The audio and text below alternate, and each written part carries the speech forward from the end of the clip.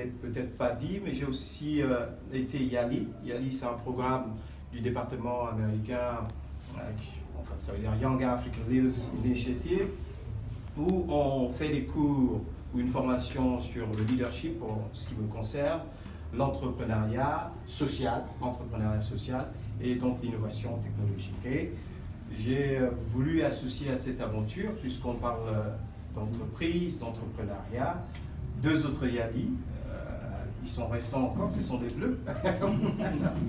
Donc Madame Dorine Henry, qui a aussi suivi cette formation aux États-Unis.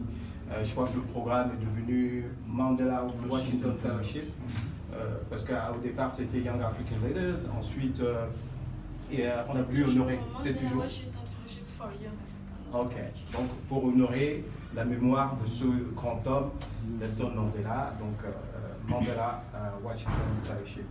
Et Seth Mostey, qui est enseignant et aussi chroniqueur sur la radio Urban FM, et Yali aussi, qui a une certaine pertinence sur les questions politiques. Mais je sais aussi que par équivalence des niveaux, s'il est pertinent sur la question politique, il peut l'être sur l'observation des entreprises et de l'entrepreneuriat. Donc c'était pour présenter un tout petit peu le staff qui nous entoure. On a aussi des partenariats. Il y a une semaine, on était chez M. Eric Benke, qui était un entrepreneur à succès, qui a créé plusieurs entreprises. On est aussi allé dans la cité de logements sociaux, où on a rencontré des jeunes tout à fait brillants.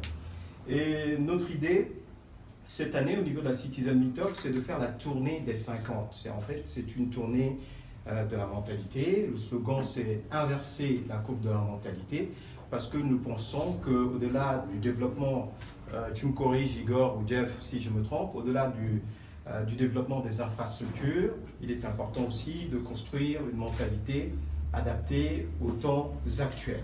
Et cela part d'une petite observation. Nous savons tous que nous sommes un pays producteur de pétrole et que nous avons tous baigné dans le pétrole, donc on a eu accès à un certain nombre de facilités.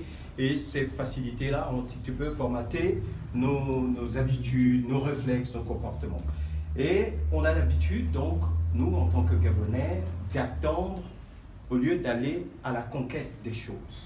C'est-à-dire que quand vous déposez un dossier, et votre histoire en est un exemple, vous avez l'impression qu'il faut que quelqu'un appelle pour que votre dossier soit retenu, ou quand vous voulez un travail, vous avez une formation, vous avez l'impression que pour intégrer la fonction publique, il faut que quelqu'un vous pistonne, etc., etc.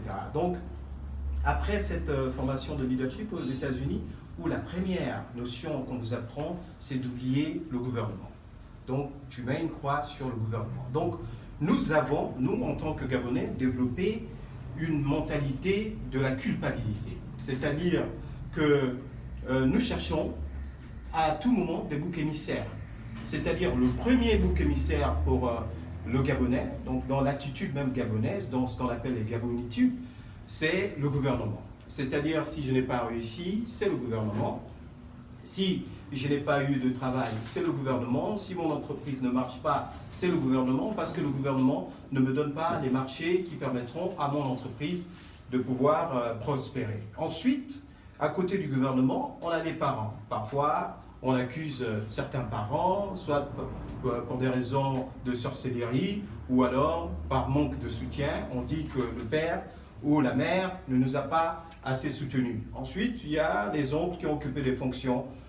Entre guillemets, je suis accessoirement chargé de mission du président de la République, donc je suppose que dans la mentalité gabonaise, certains de mes frères, si jamais, et je ne le souhaite pas, ils ne réussissaient pas dans leur vie, ils diront simplement que bon, c'est à cause de mon grand frère, il n'a pas su me renvoyer là-bas. Donc il faut absolument qu'on sorte de cette mentalité de la culpabilité. Première chose, je vous invite donc à mettre une croix sur le gouvernement. Moi, je l'ai fait quand je suis parti dans cette formation. Mettre une croix sur votre père, toujours avec amour, mais pensez que ça ne viendra pas du père et ça ne viendra pas de la mère, et ça ne viendra pas non plus de l'oncle ou du grand frère qui occupe de hautes fonctions dans l'administration gabonaise. Après, il nous reste qui? Il nous reste vous-même.